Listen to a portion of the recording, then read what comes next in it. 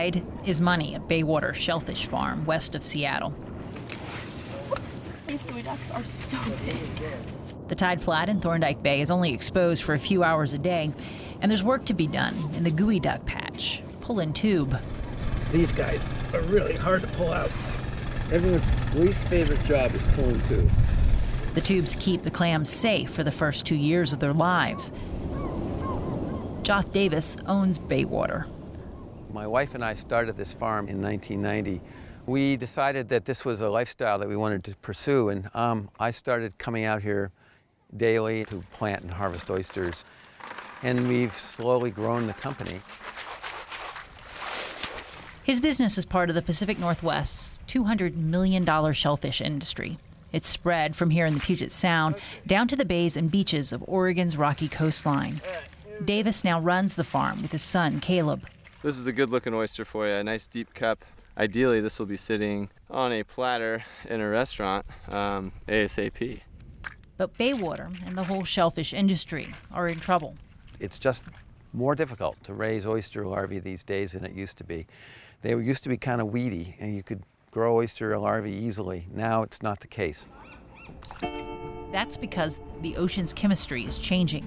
It's called ocean acidification. And it's in part caused by people pumping carbon dioxide into the atmosphere at unprecedented rates. The ocean acts like a giant carbon sponge, and all that extra CO2 causes the pH of the seawater to decrease. But it's not really the acid that's hurting shellfish.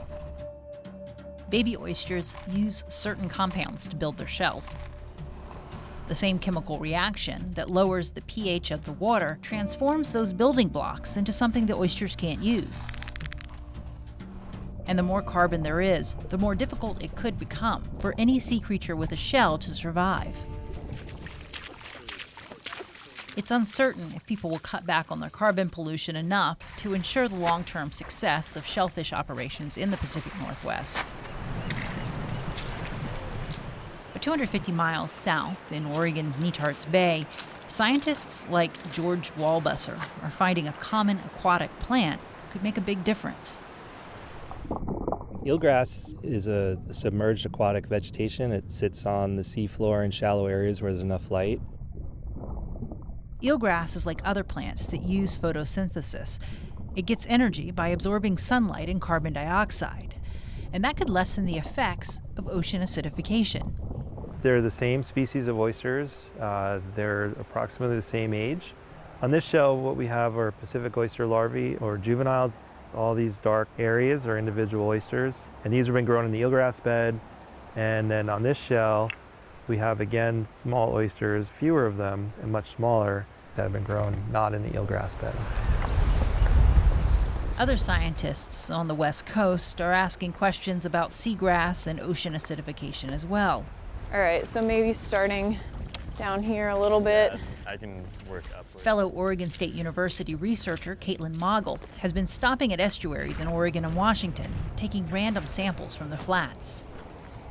This is seagrass, Zostra marina. It's native to the Pacific Northwest. Surrounded at low tide by curious clam diggers, she's trying to get a handle on just how much carbon these shallow eelgrass beds are pulling out of the water, and how that may differ from Coos to Willapa and other bays in between. In addition to counting and collecting shoots of the native seagrass, they also collect the plant's roots. They have this below-ground carbon storage that can lead to long-term sequestration of carbon. Eelgrass could benefit shellfish growers in different ways.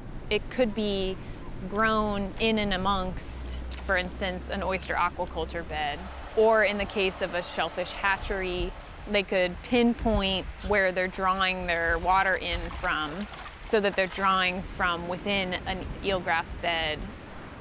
And that water would have more of those shell-building compounds needed by the oysters to grow. Joth Davis of Baywater has a naturally occurring patch of eelgrass just off a shellfish farm, and he thinks it's helping. But Davis is not the type to stand by and just hope for the best.